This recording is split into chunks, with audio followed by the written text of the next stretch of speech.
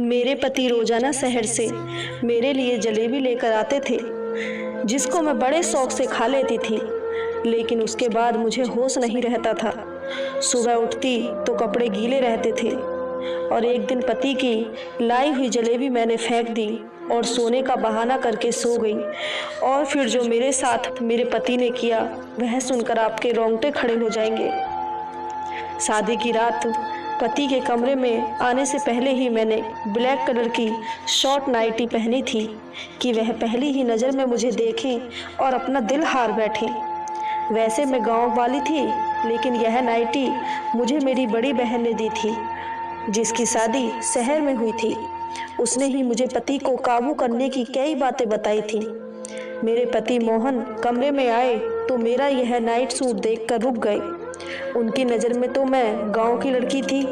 मोहन के सामने नाइटी पहनकर मुझे शर्म तो बहुत आ रही थी, लेकिन अब वह मेरे पति थे और मुझे उनका दिल जीतना था। मैंने हमेशा शादी को लेकर बहुत सपने बुने थे और आज की रात का न जाने कितनी बार सोचा था। मिलन की घड़ी जब सामने आई तो मेरा दिल बुरी तरह धड़क रहा था। मोहन मेरे करीब आए और मोहब्बत से मेरा हाथ थाम के कहने लगे कि तुम बहुत ही सुंदर हो। मोहन के ये शब्द में मुझे नई जिंदगी दे दी थी और मैं खुद को हवाओं में महसूस कर रही थी। मोहन ने अपनी जेब में हाथ डाला तो मुझे लगा कि वह मुझे मुंह दिखाई का गिफ्ट देंगे, लेकिन मोहन ने जेब से हाथ निकाला तो मैं हैरान रह गई। उनके हाथ में जलेबी का थैला था और मोहन ने खुद ही वह थैला खोला और कहने लगे कि शादी की रात सबसे पहले मैं तुम्हें अपने हाथ से मीठा खिलाऊंगा। मोहन की बात सुनकर मेरे होठों पर मुस्कुराहट आ गई। कह रहे थे कि मेरे लिए खासकर शहर से जलेबी बनवा कर लाए हैं। मोहन ने मोहब्बत भरे अंदाज से वह जलेबी मेरे मुंह में डाली तो मैंने भी खुशी खुशी खा ली। वह बहुत ही स्वादिष्ट थी। मोहन मेरी आंखों में आंखें डालकर मुझसे मोहब्बत भरी बातें करने लगे और मैं न जाने कैसे नींद में खोने लगी। थोड़ी देर बाद मुझे कुछ होश ही ना रहा। सुबह के वक्त मेरी आंख खुली तो घड़ी में पूरे 10 बज रहे थे। मेरे कपड़े गीले थे। मैं हैरान थी कि इस रात के इंतजार में मैंने एक एक पल गिनकर गुजारा था। उस रात में मैं कैसे सो गई। फिर मुझे मोहन का ख्याल आया। न जाने वह मेरे बारे में क्या सोच रहे होंगे। कपड़े कैसे गीले हुए थे। मोहन कमरे में नहीं थे। मैंने तुरंत ही अपने कपड़े बदले और नहा धोकर तैयार हो गई। मैं अपने बालों को सुलझा रही थी कि मोहन कमरे में आए। उनका मूड बहुत ज़्यादा बिगड़ा हुआ था। कोई बात नहीं की। मैंने उनसे बात करने की कोशिश की तो पूरी तरह गुस्सा हो चुके थे और यह बात मेरे लिए बर्दाश्त से बाहर थी। मैंने सोच लिया था कि किसी न किसी तरह मैं मोहन को मना कर रहूँगी। मोहन के जाने के बाद मेरी सास कमरे में आई तो मेरी आंखों में आंसू देखकर हैरानी से पूछने लगी कि क्या हुआ बहू। मैंने उन्हें बता दिया कि मैंने मोहन को नाराज कर दिया है। वो कहने लगी कि मैं अभी मोहन से बात करती हूँ, लेकिन मैंने हाथ पकड़कर अपनी सास को रोक लिया। उनसे कहा कि वह मोहन से कोई बात ना करें, वरना हमसे और नाराज हो जाएंगे। मेरी बात सुनकर वह खामोश हो गई और बोली, छोटी छोटी बातों को दिल पर ना लगाया करो। कुछ दिन मोहन के साथ रहोगी तो तुम उसकी आदत को अच्छी तरह समझ जाओगी। मैं उनकी बात सुनकर खुश हो गई थी। मैं अपने माँ बाप की लाडली होने के साथ साथ अपनी सास की भी बहुत लाडली थी। हालांकि बचपन से ही ख्वाहिश थी कि मेरी शादी उनके बेटे मोहन से हो, और जैसे ही मैं 15-16 साल की हुई तो वह मुझसे मिलने के लिए आई थी और जाते जाते मेरा मुंह मीठा करवा कर चली गई। मैं बहुत खुश थी क्योंकि वह मुझसे बहुत प्यार करती थी और इसलिए मेरे माँ बाप को भी इस रिश्ते पर कोई ऐतराज नहीं था। मोहन की शहर में अच्छी नौकरी थी। वह सुबह सवेरे शहर के लिए निकल जाता और रात को ही घर लौटता। उसकी कमाई से ही मेरी सास ने गांव में एक बड़ा सा घर बनवा लिया था। बहुत सालों से मेरी और मोहन की मुलाकात नहीं हुई थी क्योंकि वह ज़्यादा वक्त शहर में गुजारता था। घर लौटता तो हमारे गांव आने का उसके पास वक्त भी नहीं रहता था, लेकिन रिश्ता होने के बावजूद भी हमारे गांव मुझसे मिलने के लिए नहीं आया। इसी बात को लेकर मेरे दिल में अजीब सवाल उठने लगे थे। एक दिन मैंने अपनी सास से पूछा, क्योंकि मेरी सास मेरी माँ की सहेली थी तो मैं उनसे बिल्कुल शर्माती नहीं थी। एक दिन वह मिलने के लिए हमारे गांव आई तो मैंने बातों बातों में यह पूछा कि मोहन हमारे गांव क्यों नहीं आते। मेरी माँ के कान में ये बात पड़ी तो मम्मी ने मुझे एक थप्पड़ मारा और बोली, तुम्हें कहने में शर्म नहीं आती? अपने होने वाले पति के बारे में ऐसे बातें पूछते हैं। मैं बिलख कर रो रही थी। मेरी सास मुस्कुराते हुए कहने लगी कि क्यों नहीं, जैसे ही मोहन को वक्त मिलेगा जरूर आएगा। जब से उसे शहर की हवा लगी है वह बहुत ही कम बात करता है। अब पहले की तरह नहीं है बल्कि गंभीर हो गया है।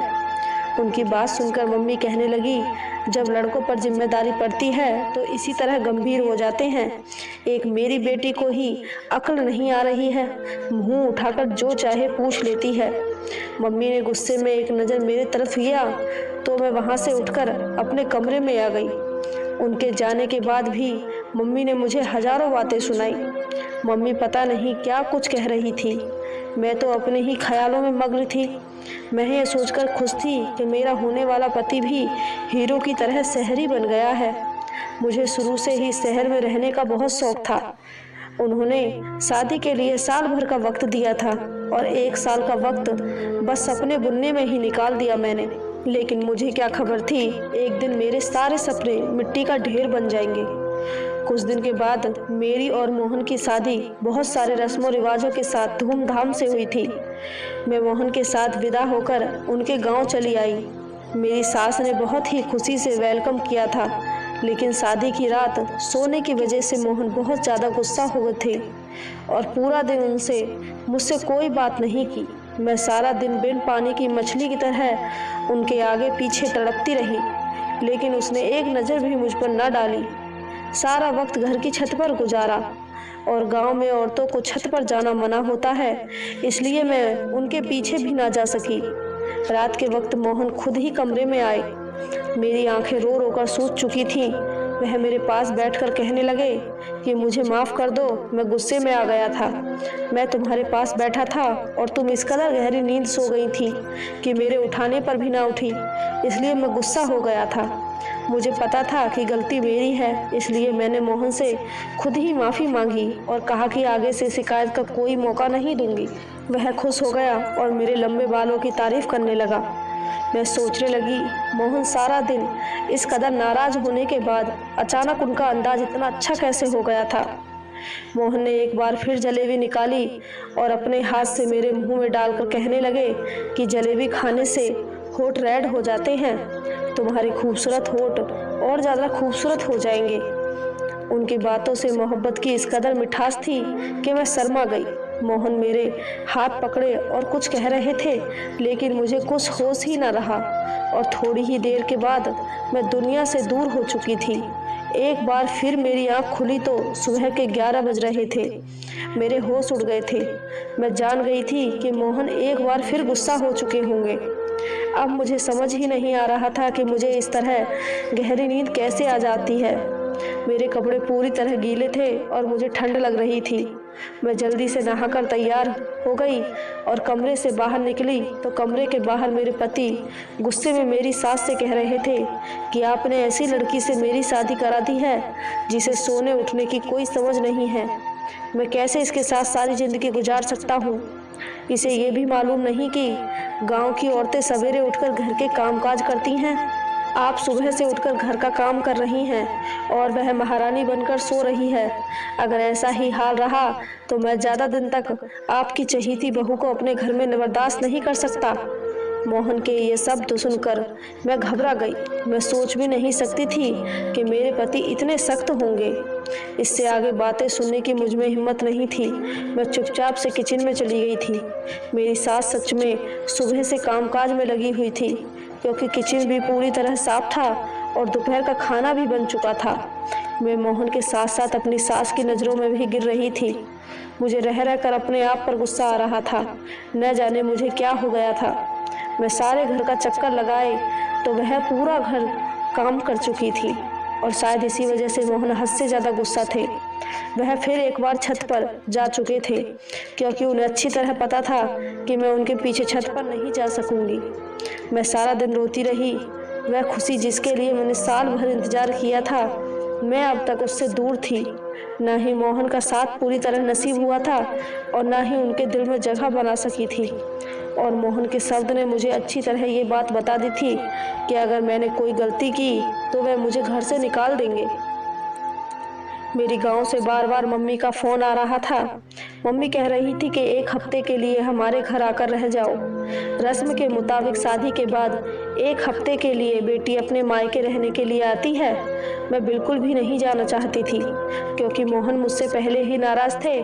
ऐसे में अगर उनको छोड़कर मम्मी के घर चली जाती तो शायद वह कभी मुझसे बात न करते। रात के वक्त मोहन कमरे में आ गए। मुझे हैरानी हुई, अचानक ठीक कैसे हो गए थे। मेरे पास बैठकर खुद ही पूछने लगे कि तुम्हारी मम्मी का फ़ोन क्यों आया था। मैंने सारी बात बता दी तो कहने लगे कि अच्छी बात है, तुम चली जाओ, वरना मम्मी कहने लगेंगी कि मैंने मना किया है। कल से मेरी नौकरी भी शुरू हो रही है। मैं भी सुबह सवेरे शहर जाऊंगा तो रात को ही घर वापस लौटूंगा। तुम 1 हफ्ता वहाँ गुजार कर आ जाओ और मम्मी को भी अपने साथ ले जाओ। मुझे मोहन से इस तरह की दूरी का भरोसा नहीं था। मुझ में इतनी हिम्मत नहीं थी कि मैं आगे उनकी बात सुनूं, इसलिए मैं भी खुशी खुशी राजी हो गई। मोहन ने फिर जलेबी निकालकर खुद ही मेरे मुंह में डाल दी और कहने लगे, तुम इसे जल्दी जल्दी खाने के बजाय आराम से खाया करो। ये शहर का सबसे मशहूर हलवाई की है। इसे तुम्हारे होंठ रेड हो जाएंगे और बहुत ही खूबसूरत लगेंगे। मैं मोहन को इस तरह के बदलते हुए देखकर बहुत परेशान थी।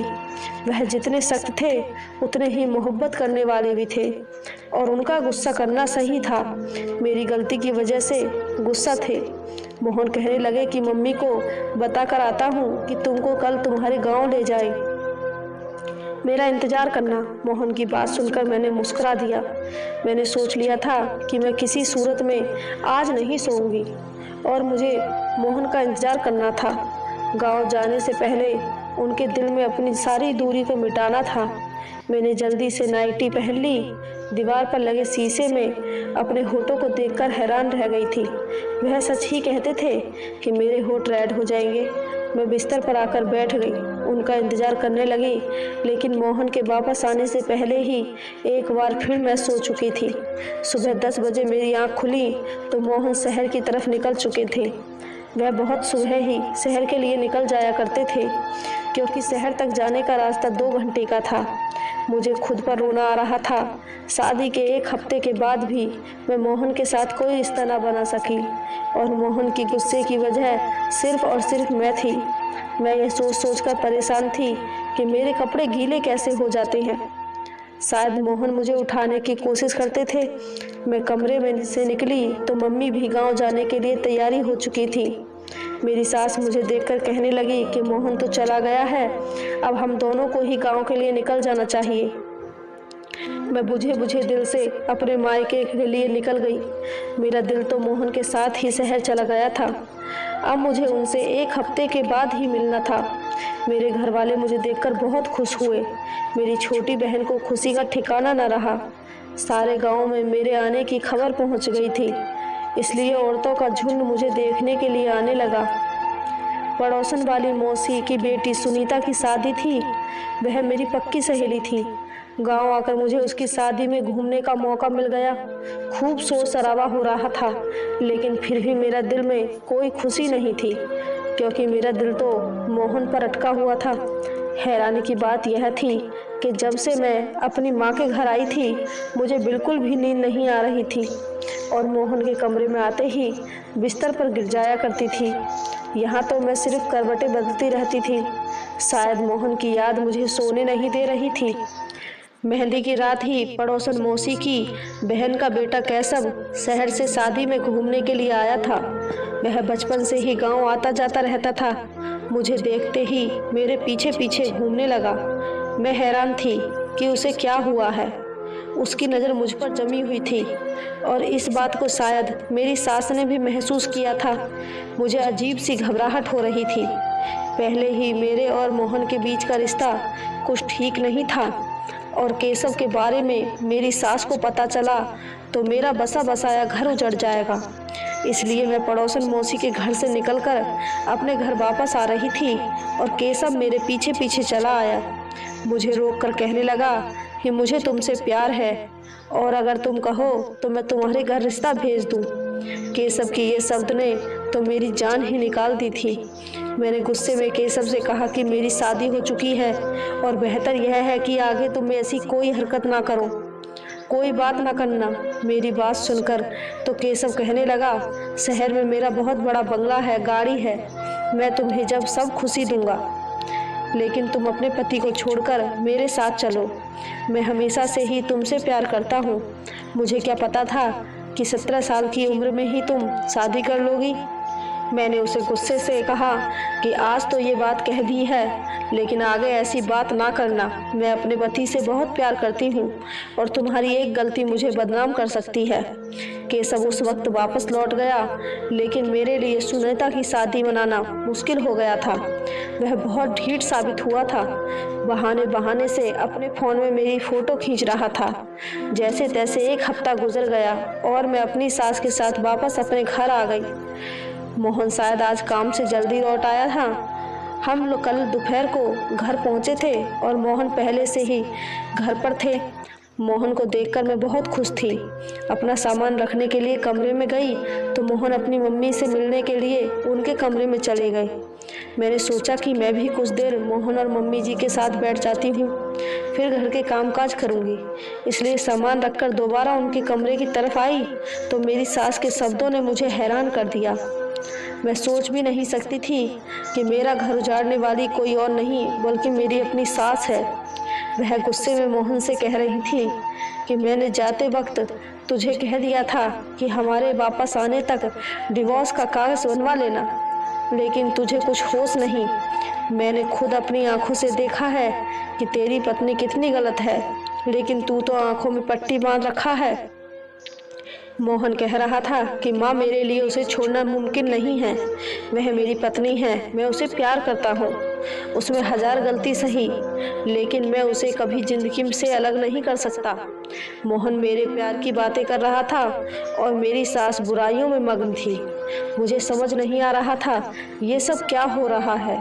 मेरी सास मुझे इतने चाव से ब्याह कर लाई थी तो मुझे डिवोर्स क्यों दिलवाना चाहती थी, और मोहन जो मुझे बहुत ही सख्त लगते थे वह कितने प्यार से बातें कर रहे थे और मेरी खातिर अपनी माँ से लड़ रहे थे।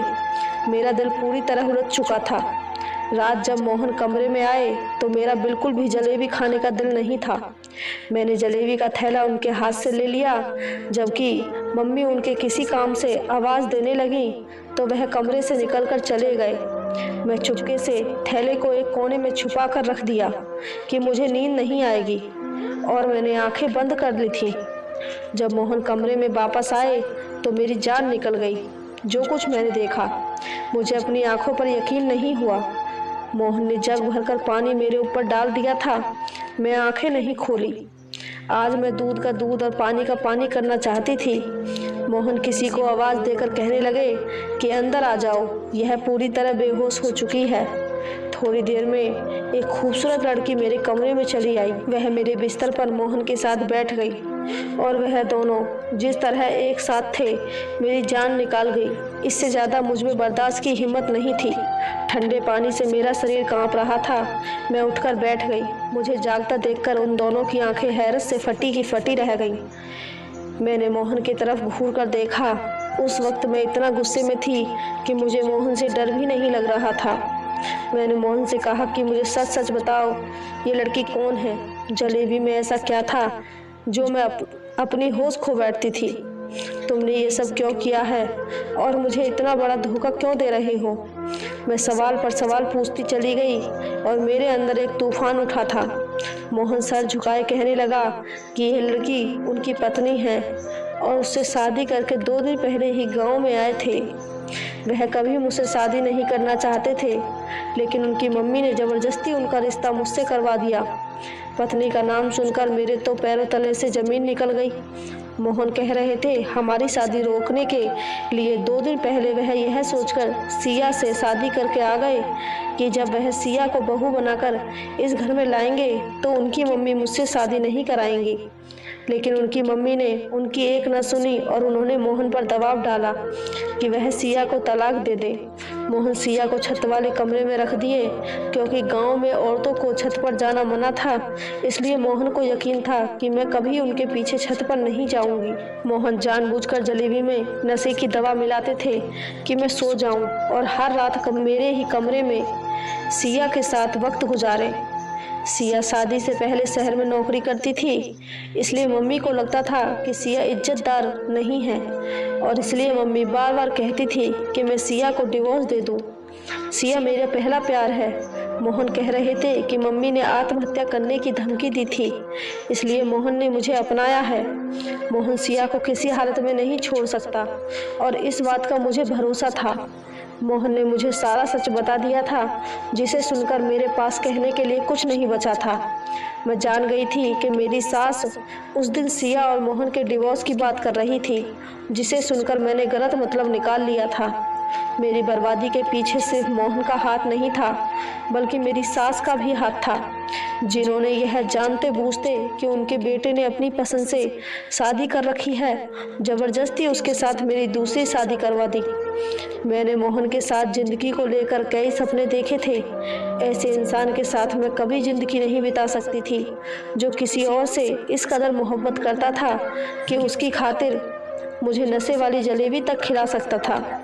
मैंने अपना सामान बांध लिया और अपनी सास को नमस्ते कहकर अपने गांव के लिए निकल गई। मेरी सास ने बहुत कोशिश की। वह बार बार मुझे यकीन दिला रही थी कि मैं मोहन सिया को छोड़ देगा और मेरा हो जाएगा, लेकिन मैं कभी ऐसे इंसान के साथ गुजारा नहीं कर सकती थी जो मुझे मोहब्बत नहीं दे सकता था। मैंने अपने माँ बाप से कहकर मोहन से डिवोर्स ले लिया था।